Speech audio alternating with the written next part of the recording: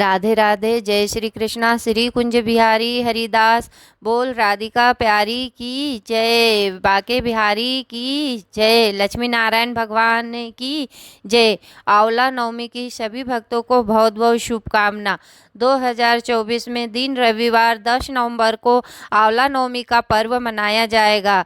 इसे अक्षय नवमी के नाम से भी जाना जाता है, क्योंकि इस दिन दान पुण्य किया हुआ जब तब कभी क्षय नहीं होता। जैसे अक्षय तृतीया के दिन किया हुआ जब तब दान पुण्य कभी क्षय नहीं होता, वैसे ही आंवला नवमी के दिन किया हुआ जब तब पूजा और दान पुण्य कभी क्षय नहीं होता।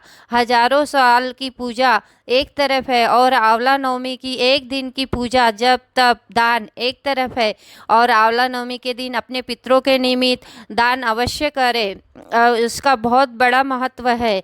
और अपने भाग्य में से, अपनी कमाई में से कुछ अंश आंवला नवमी के दिन दान जरूर करना चाहिए।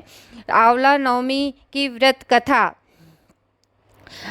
पंचांग के अनुसार हर साल कार्तिक मास के शुक्ल पक्ष की नवमी तिथि को अक्षय नवमी का पर्व मनाया जाता है। इस दिन भगवान विष्णु के साथ साथ आंवले के पेड़ की पूजा का विधान है। माना जाता है कि इस दिन आंवले के पेड़ की विधिवत पूजा करने के साथ साथ परिवार के साथ पेड़ के नीचे बैठकर भोजन करने से सुख समृद्धि प्राप्ति होती है। हर रोग दोष और भय से छुटकारा मिल जाता है। इस साल आंवला नवमी 10 नवंबर को मनाया जा रहा है। इस दिन आंवला नवमी का पूजन साथ साथ व्रत कथा पाठ अवश्य करना चाहिए। ऐसा करने से भगवान विष्णु के साथ माँ लक्ष्मी भी अति प्रसन्न होती है। जानते हैं आंवला नवमी व्रत कथा। आंवला नवमी की कथा के अनुसार बहुत समय पहले एक सेठ था। वह हर साल आंवला नवमी के दिन ब्राह्मणों को आंवले के पेड़ के नीचे बैठाकर भोजन कराता, इसके साथ ही सोना चांदी आदि भेंट देता। लेकिन यह सब चीज़ें सेठ के बेटे को बिल्कुल अच्छी नहीं लगती। ऐसे में वह अपने पिता से खूब झगड़ते। इन सब चीज़ों से तंग आकर सेठ ने घर छोड़ दिया, दूसरे गांव में जाकर बस गया। इसके साथ ही जीवन यापन करने के लिए एक छोटी सी दुकान रख ली। इसके साथ ही उस दुकान के आगे एक आंवले का पेड़ लगाया। भगवान की कृपा इतनी हुई कि दुकान खूब चलने लगी। उसके साथ ही उसने अपने नियम को न तोड़ते हुए हर साल आंवला नवमी की विधिवत पूजा करने के साथ ब्राह्मणों को भोजन कराकर दान देता। वहीं दूसरी ओर उनके पुत्र व्यापार ठप हो गया। ऐसे में सेठ के बेटे को समझ आने लगा कि वे अपने पिता के भाग्य से ही खाते थे। अपनी गलती समझकर वे अपने पिता के पास गए और अपनी गलती की माफ़ी मांगने लगे। फिर पिता के कहने के बाद उन्होंने आंवले की पेड़ की पूजा करनी शुरू की और दान करने लगे। इसके प्रभाव से सेठ के बेटे के घर में पहले के तरह खुशहाली आ गई और सुख समृद्धि के साथ रहने लगे। आंवला नवमी की दूसरी कथा। आंवल्य राजा की यह विशेष कथा है, सबसे प्रामाणिक है। आंवला नवमी की कहानी व्रत के समय कही और सुनी जाती है। यह पढ़े सुने और सुनावे। आंवला नवमी की विशेष कथा। एक राजा था, उसका प्रण था वह रोज 1.25 मन आंवले का दान करके ही खाना खाता था। इससे उसका नाम आंवल्य राजा पड़ गया। न सोचा कि राजा ने इतने सारे आंवले रोजाना दान करते हैं, इस प्रकार तो वह एक दिन सारा खजाना खाली हो जाएगा। इसलिए बेटे ने राजा से कहा कि उसे इस तरह दान करना बंद कर देना चाहिए।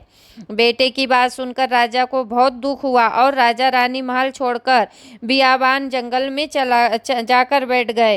राजा रानी आंवला दान नहीं कर पाए और प्रण के कारण कुछ खाया नहीं। जब भूखे प्यासे 7 दिन हो गए तब भगवान ने सोचा कि यदि मैंने इनका प्रण नहीं रखा और इसका सत्य नहीं रखा तो विश्वास चला जाएगा।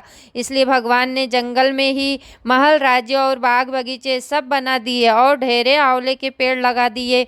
सुबह राजा रानी उठे तो देखा कि जंगल में उनके राज्य से भी दुगना राज्य बसा हुआ है। राजा रानी से कहने लगे, रानी देख कहती है सत मत छोड़ो, सुरमा सत छोड़ैया पत जाए, सत की छोड़ी लक्ष्मी फेर मिली जाए।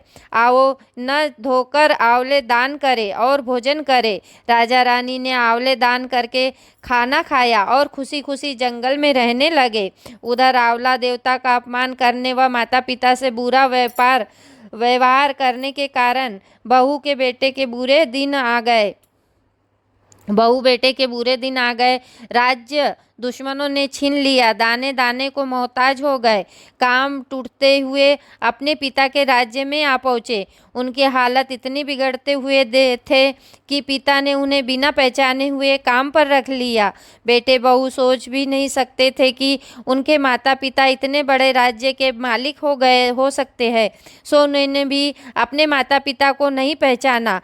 एक दिन बहू ने सास के बाल गुथते समय उनकी पीठ पर मसा देखा। उसे यह सोचकर रोना आने लगा कि ऐसा मसा मेरी सास के भी था। हमने यह सोचकर उन्हें आंवले दान करने से रोका था कि हमारा धन नष्ट हो जाएगा।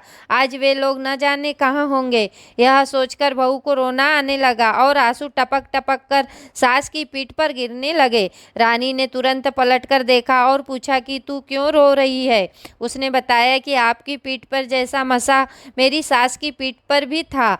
हमने उन्हें आंवले दान करने से मना कर दिया था, इसलिए वे घर छोड़कर चले गए। तब रानी ने उन्हें पहचान लिया, सारा हाल पूछा और अपना हाल बताया। अपने बेटे बहू को समझाया कि दान करने से धन कम नहीं होता बल्कि बढ़ता है। बहू बेटे भी अब सुख से राजा रानी के साथ रहने लगे। हे भगवान, जैसा राजा रानी का सत रखा वैसा ही सबका सत रखना। कहते सुनते सारे परिवार को सुख देना। राधे राधे। जय श्री कृष्णा। श्री कुंज बिहारी हरिदास। कहानी अच्छी लगी हो तो अपने मित्र परिवार में शेयर करना और चैनल पे पहली बार आए हो तो सब्सक्राइब करना, लाइक करना और कमेंट में राधे राधे लिखना बिल्कुल भी नहीं भूलना। राधे राधे। जय श्री कृष्णा।